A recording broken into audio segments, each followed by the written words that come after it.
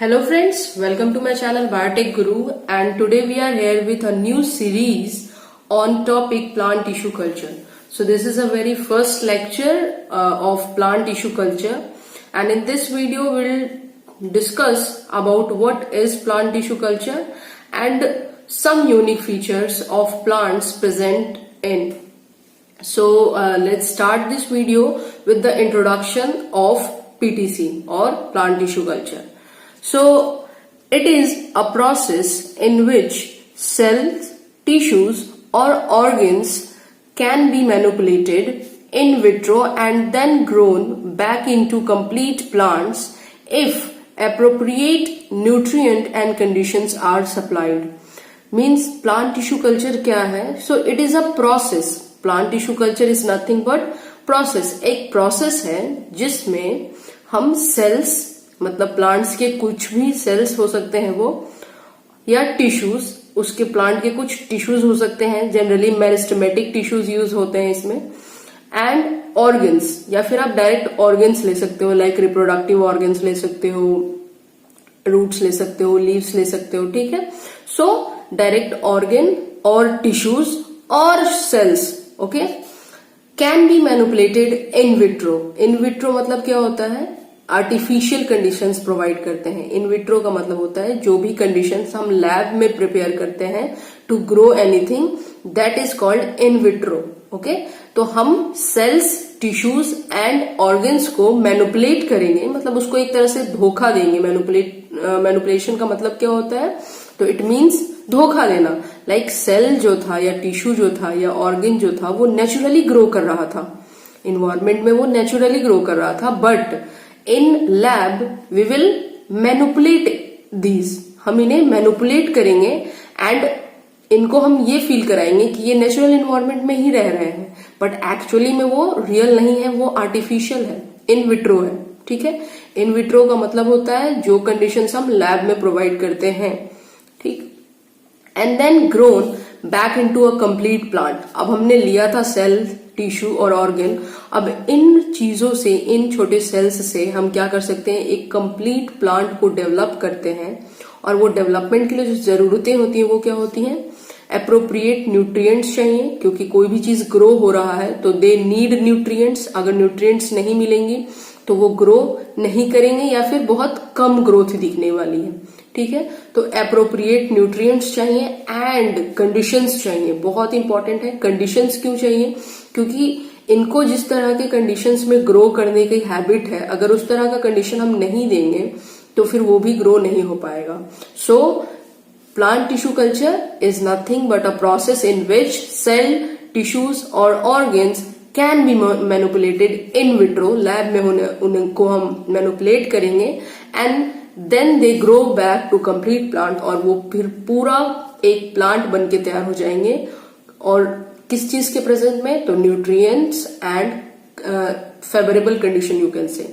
Okay, तो आई hope कि plant tissue culture क्या होता है ये क्लियर हो गया हो. एक प्रॉपर अगर डेफिनेशन चाहिए तो मैंने ये स्टैंडर्ड बुक से लिया है. ठीक है, तो आप प्रॉपर डेफिनेशन के लिए आप ये चीज लिख सकते हो. The culture of plant cell, tissue and organ such as root, shoots, tip and leaves in artificial nutrient medium aseptically under definite physical and chemical conditions is referred to as plant tissue culture. It is a very perfect definition of plant tissue culture, क्योंकि इस definition में उसने सारी चीजों को cover कर लिया. इसने इसका मतलब क्या हुआ मैं समझा देती हूँ. The culture of plant, cells, tissue and organ, वही जो हमारा कल्चर होना था, जिस चीज को आप कल्चर करना चाहते हो तो वो क्या हो सकता है? सेल हो सकता है, टिश्यू हो सकता है या ऑर्गन हो सकता है. अब इनके एग्जाम्पल्स इसमें ले लिए गए हैं. जैसे आप रूट ले सकते हो सेल के तौर पे, ठीक है. सूट के टिप्स ले सकते हो. रूट के भी जनरली टिप्स ही लेते हैं बिकॉज एपिकल पार्ट जो होता है वो ज्यादा ग्रो करता है. तो रूट्स, सूट्स एंड लीव्स ले सकते हैं. आर्टिफिशियली न्यूट्रिएंट मीडियम, और हम इसमें क्या देंगे? जो न्यूट्रिएंट होगा वो आर्टिफिशियल होगा, मतलब हम बाहर से प्रोवाइड कर रहे हैं. In aseptical under the definite physical and chemical condition. और एसेप्टिक का मतलब क्या होता है? जो कि बिल्कुल भी कंटामिनेशन ना हो, वहां पे फ्री ऑफ कंटामिनेशन उसको कंडीशन देनी पड़ेगी, और फिजिकल तो देनी ही है as well as chemical conditions भी उनको देनी होगी, लाइक पीएच, टेम्परेचर वगैरह हमें मेंटेन करना होगा। और इसी होल प्रोसेस को हम क्या बोलते हैं, प्लांट टिश्यू कल्चर बोलते हैं। ठीक है, अब आते हैं हम some unique feature of plant cells. अब मैंने ये टॉपिक क्यों डाला है, क्योंकि आप लोग सोच रहे होंगे कि यार प्लांट सेल्स के बारे में तो हम सबको पता है, लेकिन प्लांट सेल्स के कुछ ऐसे प्रॉपर्टी होते हैं जिनकी वजह से plant cell plant tissue culture कर पाता है। मतलब कि प्लांट टिश्यू कल्चर होने के लिए कुछ ऐसे पर्टिकुलर हमें प्रॉपर्टीज हैं प्लांट के जो कि हमें पढ़ने चाहिए, इसलिए मैंने ये टॉपिक खास कर इस लेक्चर में रखा है, that is some unique feature of plant cell. So let's see these features, what are they? I hope it's clear. Yeah, okay, so let's see this.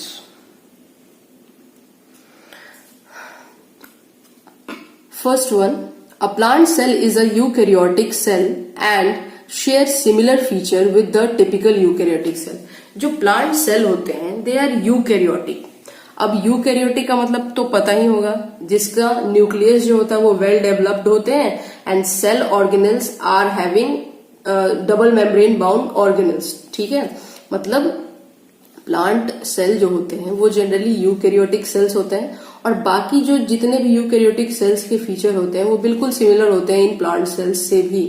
और वो यूकैरियोटिक के फीचर्स कुछ क्या है, जैसे कि उनके न्यूक्लियस वेल डेवलप होंगे, उसके जो सेल ऑर्गेनल्स होंगे वो डबल मेम्ब्रेन होंगे, ये सारी चीजें होती हैं यूकैरियोटिक सेल्स में, जो कि मेन फीचर है। तो बिल्कुल प्लांट सेल में भी ये फीचर्स मिलते हैं, पाए जाते हैं। ठीक है, second one, a cell wall outside the cell membrane which is composed of cellulose, hemicellulose, pectin and in many cases lignin. Okay, तो यहाँ पे बहुत ही अच्छा एमसीक्यूज वगैरह जो क्वेश्चंस आते हैं, यहाँ पे बहुत अच्छा क्वेश्चंस बन सकता है। तो प्लीज यहाँ आप चाहो तो स्टार मार्क कर सकते हो कि प्लांट सेल के पास जो होता है वो सेल मेम्ब्रेन के बाहर भी एक मेम्ब्रेन होता है। ठीक है, सेल मेम्ब्रेन होता है और उसके बाहर भी एक मेम्ब्रेन होता है which we called cell wall, and these cell wall are composed of cellulose. वो किस चीज से बने होते हैं, सेलुलोज से बने होते हैं, हेमीसेलुलोज से बने होते हैं, पैकिटीन से बने होते हैं। ठीक है, तीन ये बहुत इंपॉर्टेंट है, सेलुलोज, हेमीसेलुलोज एंड पैक्टिन। कुछ केसेस में जैसे रेजिन वगैरह के जो प्लांट होते हैं, उन प्लांट्स में जो आउटर सेल होते हैं वो जनरली उसमें कुछ अमाउंट ऑफ लिग्निन भी पाया जाता है।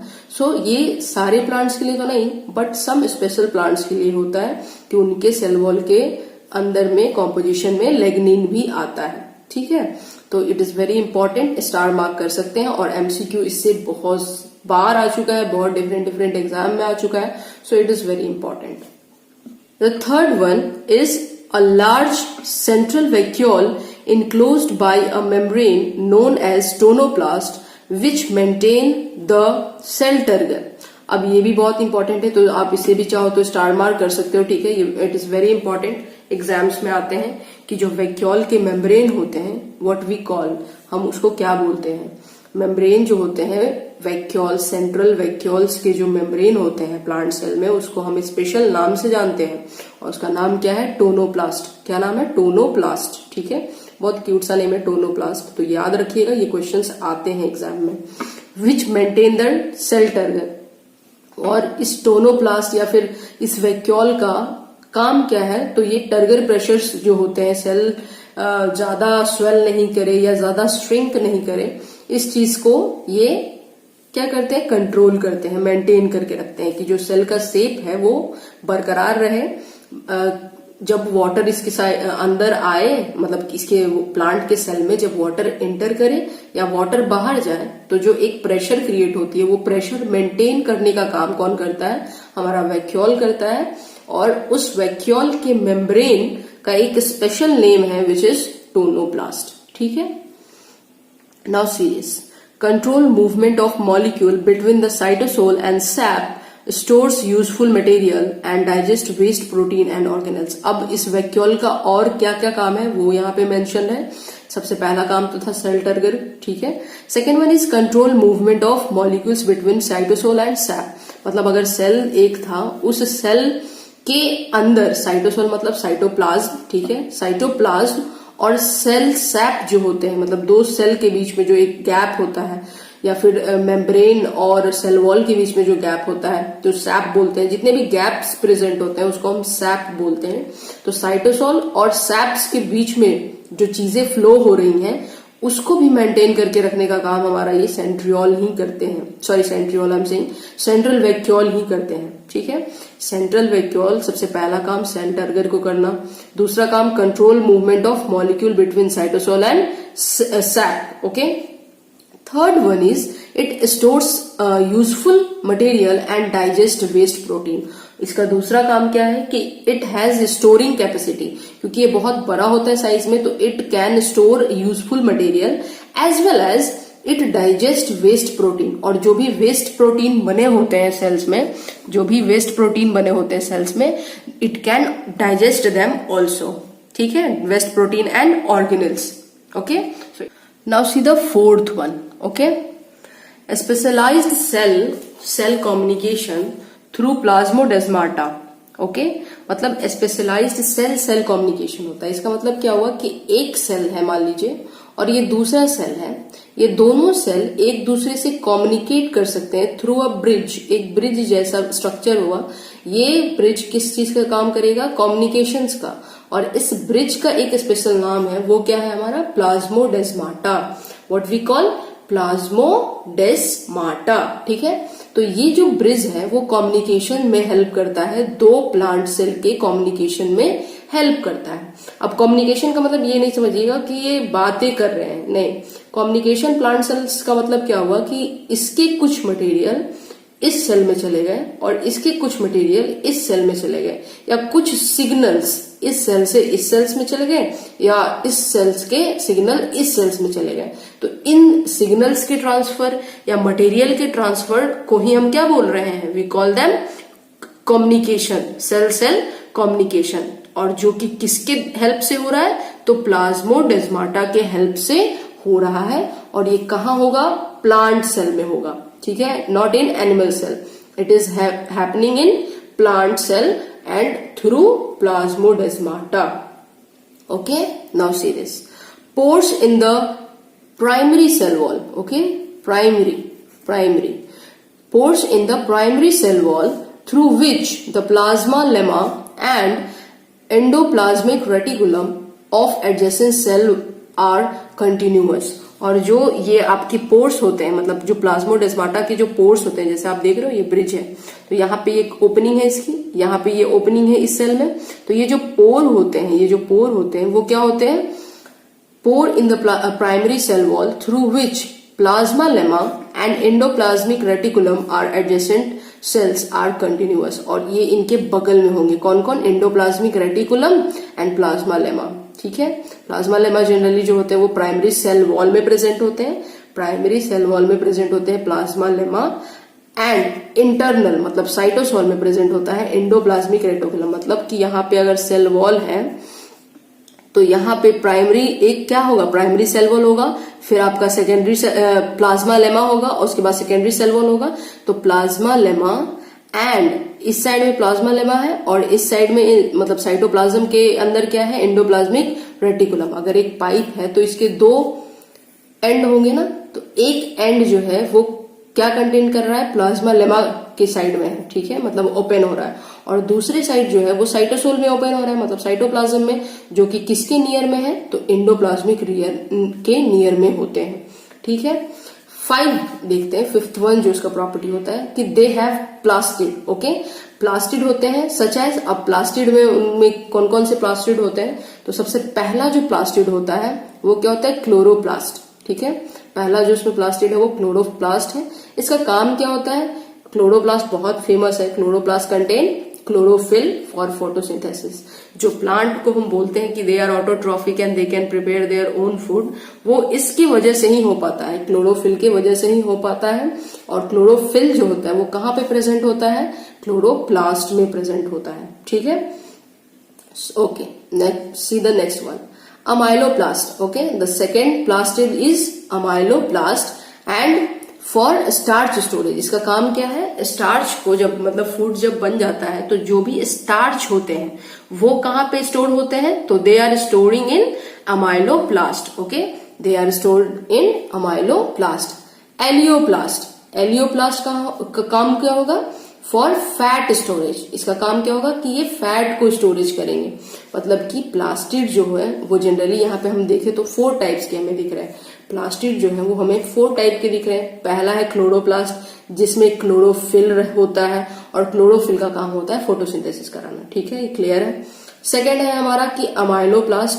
तो अमाइलो जो वर्ड होता है वो जनरली हमारे स्टार्च के लिए होता है। ठीक है, अमाइलो जो वर्ड होता है, कहीं भी आपको अमाइलो लिखा मिले तो उसका मतलब होता है स्टार्च।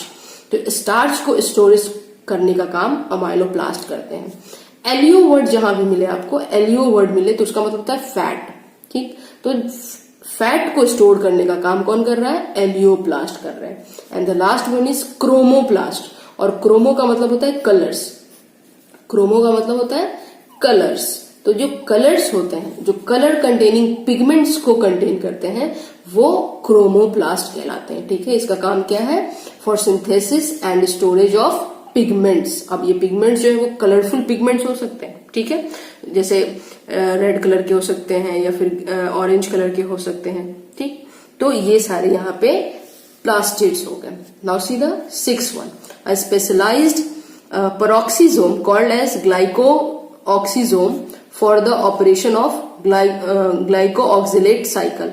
glycooxylate cycle में जो एक स्पेशल स्ट्रक्चर हेल्प करते हैं, जिनको हम ग्लाइकोक्सीजोम भी बोलते हैं, या इसका दूसरा नाम क्या है? पेरोक्सीजोम। एक स्पेशलाइज्ड ऑर्गेनल है ये प्लांट सेल में एक स्पेशलाइज्ड ऑर्गेनल है जिसका नाम है पेरोक्सीजोम। इसको हम ग्लाइकोऑक्सीजोम भी बोलते हैं। क्यों ग्लाइकोऑक्सीजोम बोलते हैं? क्योंकि ये ग्लाइकोऑक्सिलेट जो साइकिल होता है उसमें बहुत ही इंपॉर्टेंट रोल प्ले करते हैं। ठीक है, इसकी वजह से। Now see the 7th one, cytokinesis. अब साइटोकाइनेसिस का मतलब आपको पता है कि जब सेल डिवीजन होती है तो उस टाइम में पहले कैरियोकाइनेसिस होता है, मतलब एक न्यूक्लियस 2 पार्ट में डिवाइड हो जाते हैं। उसी तरह से साइटोकाइनेसिस होता है उसके बाद, मतलब क्या होता है कि एक सेल का जो साइटोप्लाज्म था अब वो 2 सेल में डिवाइड हो जाएगा, मतलब हाफ साइटोप्लाज्म दोनों को मिल जाएंगे। तो साइटोप्लाज्म में मतलब cytokinesis by formation of phragmoplast and cell plates.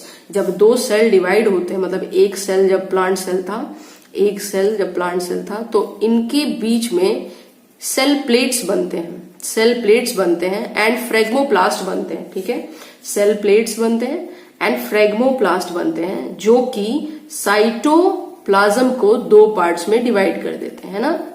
एक सेल था ये पूरा, इसके बीच में क्या क्रिएट हो गया है? सेल प्लेट एंड फ्रेगमोप्लास्ट, जो कि इस सेल के साइटोप्लाज्म को 2 अलग अलग पार्ट में डिवाइड कर रहा है।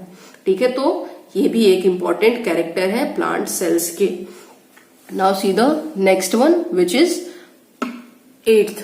Okay, absence of centriole in MTOC. ठीक है, मतलब MTOC that are present in animal cell. अब सेंट्रियोल जो होते हैं ड्यूरिंग मतलब माइटोटिक सेल डिवीजन जो होता है, जब माइटोटिक सेल डिवीजन हो रहा होता है तो हम जानते हैं कि एनिमल सेल जो जितने भी होते हैं उन सब में एक सेंट्रियोल दिखता है हमें, है ना। जब सेल डिवाइड कर रहा होता है तो दो एंड पोल पे सेंट्रियोल फॉर्मेशन होता है, एंड पोल पे सेंट्रियोल फॉर्मेशन होता है। अब ये सेंट्रियोल फॉर्मेशन हमारे प्लांट सेल में नहीं होता है, जो कि एनिमल सेल में हमें देखने को मिलता है। और यही सेंट्रियोल होता है ना जो कि स्पिंडल फाइबर बनाता है। स्पिंडल फाइबर अटैच रहते हैं जिससे सेंट्रियोल से, और इसके इस स्पिंडल फाइबर से हमारा क्रोमोसोम अटैच रहता है, इस स्पिंडल फाइबर से हमारा क्रोमोसोम अटैच है ना। तो ये तो सेल डिवीजन में बहुत इंपॉर्टेंट काम करता है सेंट्रियोल, जो कि हमारे एनिमल सेल्स में होता है बट प्लांट सेल में ये एब्सेंट होता है। तो ये भी एक बहुत इंपॉर्टेंट कैरेक्टर ऑफ प्लांट्स है। ठीक, now see the 9th one, plant cells are totipotent. ठीक है, plant cells are totipotent which means that in principle every cell contain all the genetic information to grow a new plant. अब इसका मतलब क्या हुआ, टोटिपोटेंस का मतलब क्या हुआ, तो ये एक सबसे इंपॉर्टेंट, ये जितने भी हमने पढ़े 9th, इसमें सबसे इंपॉर्टेंट मोस्ट इंपॉर्टेंट जो है वो प्लांट टिश्यू कल्चर के लिए जो है वो यही है कि प्लांट का जो हर एक सेल होता है, प्लांट का जो हर एक सेल्स होता है वो टोटिपोटेंट होता है। टोटिपोटेंट कहने का मतलब दे हैव, मतलब हर एक सेल के पास they contain all the genetic material to grow a new plant. एक सेल के पास वो हर एक जेनेटिक इंफॉर्मेशन है जो कि इस सेल को एक न्यू प्लांट में डेवलप करने में हेल्प कर सकती है। ठीक है, तो इसी प्रॉपर्टी को हम बोलते हैं टोटिपोटेंसी। अब अगर बिल्कुल सिंपल लैंग्वेज में बात करें टोटिपोटेंसी का मतलब, तो जब कोई भी प्लांट सेल, जब एक प्लांट सेल पूरे प्लांट को डेवलप करने का कैपेसिटी रखे, मतलब एक प्लांट सेल पूरे बड़े से प्लांट को डेवलप करा दे, उस प्रॉपर्टी को हम बोलते हैं टोटिपोटेंसी, जो कि जनरली एनिमल्स में नहीं होती है। ऐसा नहीं होता कि एक एनिमल है उसका हर सेल ग्रो कर देता है, नहीं, एनिमल्स में भी होते हैं कि कुछ ऐसे स्पेशलाइज्ड सेल हैं जो कि क्या करते हैं, टोटिपोटेंसी करते हैं, but not all the cells. लेकिन प्लांट में एक बहुत ही खास और बहुत ही ब्यूटीफुल प्रॉपर्टी है विच इज टोटिपोटेंसी, और ये टोटिपोटेंसी हर एक सेल में प्रेजेंट होता है, चाहे वो रूट का हो, स्टेम का हो, लीफ का हो, ब्रांच का हो, फ्लावर का हो, किसी का भी हो, लेकिन वो हर एक सेल टोटिपोटेंसी शो कर सकता है। तो हम टोटिपोटेंसी को थोड़ा सा इलेबोरेट करके समझने की कोशिश करते हैं। सो व्हाट इज टोटिपोटेंसी, इसको हम थोड़ा आसानी से समझने की कोशिश करते हैं। Totipotency is the ability of a single cell to divide and produce all the differentiated cell in an organism. मतलब टोटिपोटेंसी एक एबिलिटी है, इट इज अ कैरेक्टर। अब ये नहीं, ये तो प्रोसेस नहीं है, ये कोई ऑर्गेन नहीं है, ठीक है, ये क्या है, इट इज अ कैरेक्टर। किसी भी सेल का ये कैरेक्टर है, और वो कैरेक्टर क्या है, तो a single cell is divide, एक सेल वो डिवाइड करेगा और डिवाइड करके produce all the differentiated cell. अब आप सोच रहे होंगे व्हाट इज डिफरेंशिएटेड सेल, तो जब कोई भी ऑर्गेनिज्म बनता है तो पहले वो एक सेल होता है, फिर 2 सेल होता है, फिर 2 सेल से 4, 4 से 8, 16 ऐसे होते जाते हैं, ठीक है। फिर एक मास ऑफ सेल बनता है जिसको हम मोरूला वगैरह भी बोलते थे, ब्लास्टुला, मोरूला स्टेजेस बनते हैं ढेर सारे। तो जब ब्लास्टुला होता है, और वो जो ब्लास्टुला है वो एक पर्टिकुलर शेप और पर्टिकुलर फंक्शंस करने लगते हैं। जब एक ब्लास्टुला पर्टिकुलर, उनको एक असाइन कर दिया जाता है कि ये वाला जो ब्लास्टुला है आपका, ये जो पार्ट है ब्लास्टुला, एक मान लीजिए ये मास्ट ऑफ सेल है, और इस ब्लास्टुला के इस पार्ट को बोल दिया गया कि आप एक्सक्रीशन करना, इस पार्ट को बोल दिया गया कि आप डाइजेशन करना, इस पार्ट को बोल दिया कि आप नर्वस सिस्टम का काम कर लेना, ठीक है। तो अब जो ये ग्रो करेंगे वो उसी तरीके से ग्रो करेंगे, ठीक। तो ये जो डिफरेंशिएट होना शुरू होगा, मतलब कि अब जब ये ग्रोथ होना शुरू होगा एक पर्टिकुलर काम के लिए, इसी को हम बोलते हैं डिफरेंशिएशन या फिर डिफरेंशिएटेड सेल बोलेंगे। जो सेल ग्रो हो रहे हैं एक पर्टिकुलर फंक्शन के लिए, इन सेल्स को बोलेंगे हम डिफरेंशिएटेड सेल, और प्रोसेस को बोलेंगे डिफरेंशिएशन, है ना।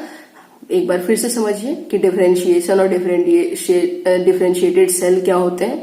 तो एक जब कोई भी सेल था वो जब ग्रो कर रहा था तो 1 सेल से 2 सेल, 2 से 4, 4 से 8, 8 से 16, 16 से धीरे धीरे बढ़ता चला गया एक्सपोनेंशियली, ठीक है। तो जब एक स्टेज होता है जिसको हम बोलते हैं मोरूला स्टेज, जिसमें शायद 8 सेल होते हैं, ठीक है, फिर 8 सेल से वो 16 होता है, मतलब ब्लास्टुला बनता है, ब्लास्टुला से और भी फर्दर होते हैं। तो जब वो ब्लास्टुला स्टेज पे पहुंच जाता है तो ब्लास्टुला स्टेज में डिफरेंशिएशन शुरू होती है, मतलब कि अब उसके सेल्स को कुछ पार्ट को, मतलब एक पूरा ये मास सेल था, बहुत सारे इसमें सेल प्रेजेंट थे, उसमें कुछ पार्ट को बोला गया कि तुम 4-5 सेल्स एक काम करो, ऐसे ढंग से ग्रो करो कि तुम्हारा जो काम हो वो एक्सक्रीशन हो, ठीक है। फिर उसमें से कुछ सेल्स को बोला गया कि तुम इस तरीके से ग्रो करो कि तुम्हारा काम जो हो वो डाइजेशन हो। तो ये जो ग्रो करेंगे अब, ये जो ग्रो करेंगे इसको हम बोलेंगे डिफरेंशिएशन, है ना। और जो सेल्स ग्रो हो रहे हैं उन सेल्स को क्या बोलेंगे, डिफरेंशिएटेड सेल्स बोलेंगे। आई होप कि ये क्लियर हुआ आपका। तो टोटिपोटेंसी जो होता है वो एबिलिटी होता है किसी भी एक सिंगल सेल को कि वो डिवाइड करे and produce all the differentiated sales in an organism. ठीक है, चलिए। But isolated cells from differentiated tissues are generally non-dividing। लेकिन किसी भी एक नेचुरली ग्रोइंग आप बॉडी से एक सेल को निकाल लो, मतलब डिफरेंशिएटेड सेल को निकाल लो और बाहर रख दो, ठीक। तो ये तो इसके साथ ग्रो कर रहा था ना, लेकिन अगर आप इसको बाहर निकाल दिए तो अब तो ये ग्रो ही नहीं करेगा। इट इज नॉन डिवाइडिंग, है ना। ये रेस्ट स्टेज में चला जाएगा और उस रेस्ट स्टेज को हम क्या बोलते हैं, क्वेसेंट बोलते हैं। क्या बोलते हैं, क्वेसेंट। ये भी बहुत, इसमें जितने भी मैं अभी इंपॉर्टेंट जो रेड से लिखा हुआ है वो बहुत इंपॉर्टेंट है and they use to come in exam. तो प्लीज इसको अच्छे से समझिए। नॉन डिवाइडिंग फेज को हम क्या बोलते हैं, क्वेसेंट फेज बोलते हैं। और जो सेल नॉन डिवाइडिंग फेज में चले गए हैं उनको हम क्वेसेंट सेल्स बोलते हैं।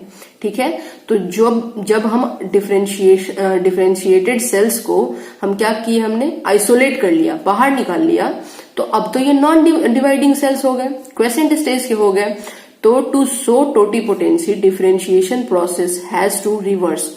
अब अगर इसको फिर से वापस एक पूरे प्लांट में ग्रो करवाना है, जैसे ये प्लांट में ग्रो हो रहा था, धीरे धीरे हो रहा था, लेकिन हमने क्या किया, इसको एक पार्ट को काट के निकाल लिया।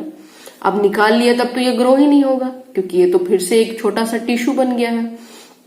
तो ये जो टिश्यू है ये फिर से कैसे वापस प्लांट सेल ग्रो करने की एबिलिटी में आ जाए, इसके लिए हमें क्या करना पड़ेगा। तो ये जो डिफरेंशिएशन हम करा रहे थे इसको हम क्या कर दें, रिवर्स कर दें। डिफरेंशिएशन को हम क्या कर दें, रिवर्स कर दें। और अब उस रिवर्स प्रोसेस को क्या कहते हैं, ये देखिए। Theoretically all the living cells can revert to an undifferentiated status. ठीक है, जैसे जब तक डिफरेंशिएशन नहीं हुआ है, मतलब जब तक वो एक सेल है पर्टिकुलर, तो उस टाइम तक उसके पास ये एबिलिटी है कि वो डिसाइड कर सकता है कि आगे चल के उसको कौन सा काम करना है। लेकिन अब मैंने बोला कि इसको एक्सक्रीटरी का काम तो मिल गया है, तो इसके पास जो एबिलिटी है वो तो सिर्फ और सिर्फ किस चीज की है, एक्सक्रीशन की है। ये सिर्फ एक्सक्रीशन में हेल्प कर सकता है आपको, लेकिन ये पूरे प्लांट को ग्रो नहीं करा सकता है ना। तो इसी के डिफरेंशिएशन जो हो चुकी है, इसको फिर से वापस हम मास सेल बना दें, ये करने के प्रोसेस को हम क्या बोलते हैं, डी डिफरेंशिएशन। क्या बोलते हैं, डी डिफरेंशिएशन। मतलब डिफरेंशिएट जो हो गया था उसको वापस से मास सेल के रूप में वापस ले आने के प्रोसेस को क्या बोल रहे हैं, डी डिफरेंशिएशन। ठीक है, और इसके पीछे एक बहुत ही अच्छा थ्योरेटिकल स्टेटमेंट है कि क्या है वो, all living cells can revert to an undifferentiated status through a process called dedifferentiation. मतलब ये थ्योरेटिकल है, ऐसा प्रैक्टिकली पॉसिबल नहीं है कि हर एक सेल हो जाए।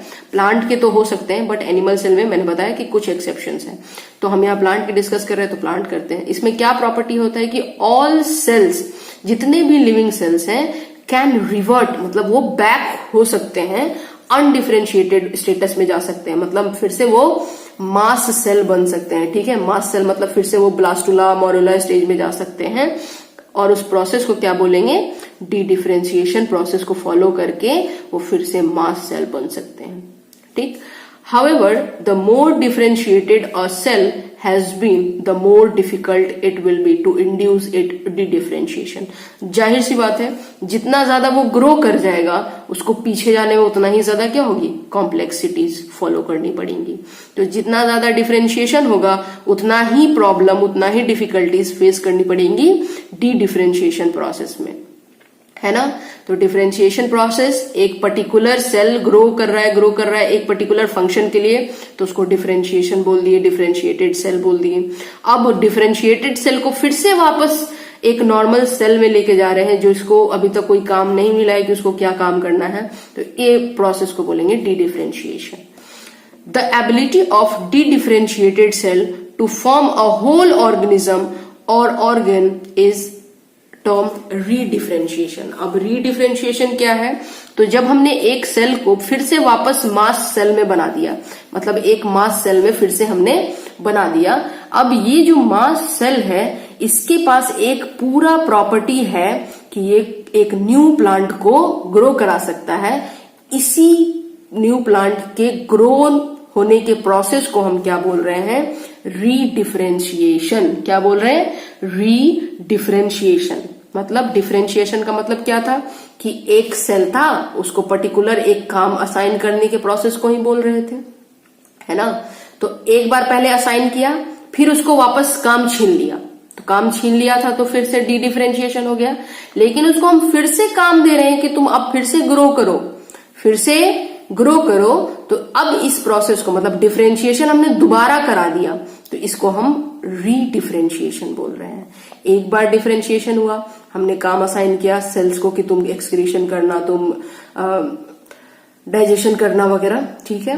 तो फिर हमने इसको काम असाइन कर दिया, फिर हमें लगा कि नहीं यार अब तो ये काम असाइन कर दिया, अगर हम इस सेल को अगर हम बोलेंगे, मतलब कल्चर करेंगे टोटीपोटेंशी, तो इसमें से खत्म हो गई। तो अब टोटीपोटेंशी लाने के लिए क्या करना पड़ेगा? तो इसके डेवलप स्टेज को फिर से मास सेल में बदलना पड़ेगा। मास सेल बदलने के प्रोसेस को क्या बोला हमने? डी डिफरेंशिएशन बोला। और अब जब डी डिफरेंशिएटेड सेल हमें मिल गया, मतलब फिर से मास सेल मिल गया हमें, तो इसको हमने फिर से काम पकड़ा दिया। अब इस काम पकड़ाने के प्रोसेस को क्या बोल रहे हैं हम? रीडिफरेंशिएशन। तो ये जो था, ये एक इंट्रोडक्शन वीडियो था for the plant tissue culture and some very important properties of plant which we had discussed now. So I hope कि आपको ये प्रॉपर्टीज समझ में आई। और ये जो टोटीपोटेंशी वाली प्रॉपर्टी थी, लास्ट प्रॉपर्टी, ये तो बहुत ही इंपॉर्टेंट थी और इससे बहुत ज्यादा क्वेश्चंस आते हैं। तो प्लीज इस वीडियो को अच्छे से समझिए, एक बार फिर से देखिए अगर समझ नहीं आया तो। आई होप कि आपको ये वीडियो समझ में आया हो अच्छे से, एंड वीडियो अच्छा लगे तो प्लीज वीडियो को लाइक कीजिएगा। कोई प्रॉब्लम हो तो कमेंट करके आप हमें बता सकते हैं। इंस्टाग्राम या फेसबुक पे भी आप हमसे कनेक्ट कर सकते हैं। एंड प्लीज वीडियो को शेयर करो यार, वीडियो शेयर करोगे तो काफी स्टूडेंट्स को हेल्प हो जाएगी। एंड अगर आप न्यू है इस चैनल पे तो प्लीज चैनल को सब्सक्राइब कर लीजिए, क्योंकि और भी बहुत सारी ऐसी वीडियोस आने वाली हैं। पूरा एक सीरीज हम लोग कंप्लीट करेंगे। So please subscribe the channel also, and thanks for watching. Be the Technology Guru.